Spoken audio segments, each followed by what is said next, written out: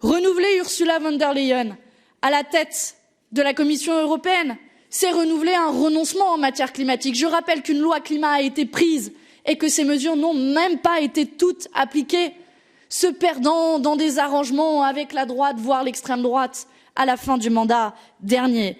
Les objectifs de la loi climat ne sont pas tenus. Les accords de libre-échange sont signés à tour de bras, faisant venir des produits des quatre coins du monde au sein même de l'Union européenne, à l'heure où on parle de souveraineté européenne, mais que l'on brade pour quelques accords de libre-échange.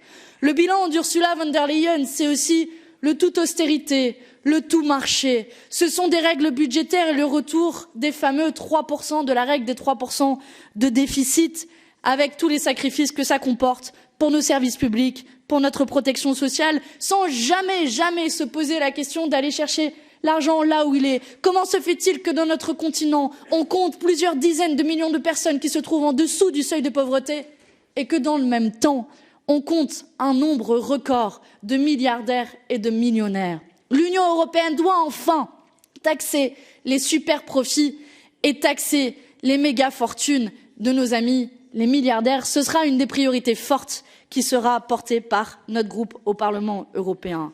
Enfin, faire le bilan d'Ursula von der Leyen ne peut faire fi de la situation au niveau européen et international sur le respect des droits. Respect des droits, d'abord, sur les questions migratoires. Le pacte asile-immigration, ce pacte de la honte, ce pacte inspiré par les idées d'extrême droite. Voilà le bilan d'Ursula von der Leyen qui veut construire des murs aux frontières de l'Union européenne. Eh bien, cette Europe des barbelés, nous la refuserons toujours pour lui substituer une Europe de la solidarité, une Europe de l'humanité, une Europe de la dignité. Voilà ce que notre groupe veut défendre. Et le bilan que l'on peut tirer de ce mandat au Parlement européen et à la Commission européenne, c'est qu'à chaque fois qu'on laisse du terrain à l'extrême droite le prend et le double. Voilà le bilan d'Ursula von der Leyen. Ce sont 3 groupes d'extrême droite au Parlement européen. Ce sont les idées d'extrême droite qui n'ont jamais autant progressé. C'est une leçon aussi à tirer pour la gauche. À chaque fois que nous nous compromettons en laissant du terrain à la droite et à l'extrême droite, alors ce ne sont pas seulement nos valeurs que nous trahissons, mais ce sont nos électeurs que nous trahissons. Et je pense que le résultat de certains groupes de gauche au Parlement européen devrait amener certains à réfléchir. Enfin, le bilan d'Ursula von der Leyen, c'est aussi sur la situation internationale. Et nous n'avons pas oublié le 2 poids 2 mesures qui se matérialise encore dans ce début de mandature. Comment se fait-il qu'à raison, nous avons multiplié les résolutions pour dénoncer le coup de force de Vladimir Poutine et l'invasion illégale de la Russie de Vladimir Poutine en Ukraine, et que dans le même temps, nous nous refusions à dénoncer les violations des droits humains dans la bande de Gaza?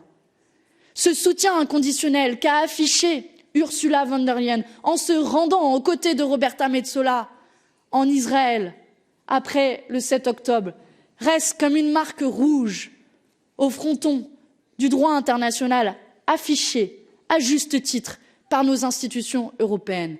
Alors oui, bien sûr, la situation en Ukraine est préoccupante. Oui, bien sûr, il faut continuer et renforcer notre soutien à l'Ukraine. Oui, bien sûr, nous allons défendre une résolution cette semaine sur l'Ukraine. Mais comment se fait-il que nous démarrons cette session plénière, nous démarrons notre mandat au Parlement européen avec les exacts mêmes doubles standards insupportables qui ont présidé le mandat précédent? Comment se fait-il que nous avons une résolution sur l'Ukraine, mais que nous restions complètement aveugles au massacre qui est en train de se dérouler sous nos yeux dans la bande de Gaza?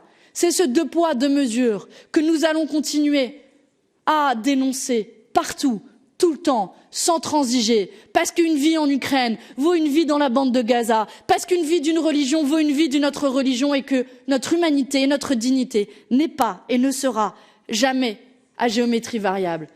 Vous l'avez compris, nous ne participerons pas d'une grande coalition qui verra dans un grand boulgui-boulga négocier à la baisse nos droits, notre ambition écologique, mais nous fixerons toujours un cap clair, clair en matière sociale, pour défendre un salaire minimum, pour défendre des droits pour les travailleurs, notamment les travailleurs des plateformes, qui est une des grandes victoires que nous avons obtenues. Nous défendrons de l'ambition en matière budgétaire pour aller taxer les plus grandes fortunes, les plus riches et les superprofits. De l'ambition en matière climatique pour enfin être dans la lignée des accords de Paris. Et à chaque fois qu'un texte ira dans cette direction, alors oui, nous participerons au vote de ces textes, comme nous l'avons fait de manière constructive le mandat précédent.